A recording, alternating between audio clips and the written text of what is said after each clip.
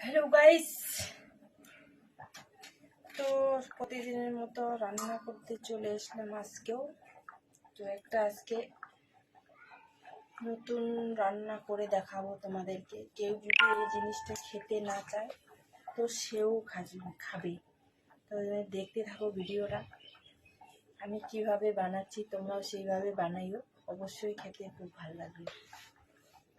চলো, এটা চাল কুমড়া, আমি এটাকে এখন ছুলে নেব।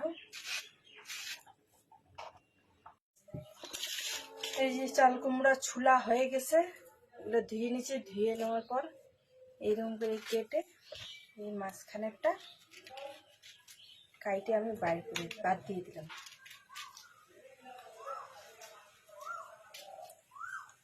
এই যে এরকম করে কেটে নিয়ে নিলাম।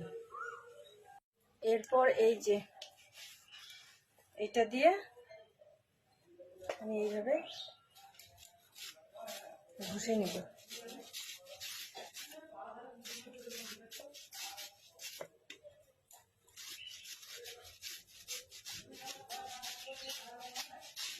তো এই যে আমটাকে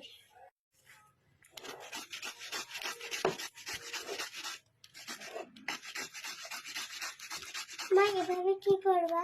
হয়ে গেছে কাটা, এই যে দেখো।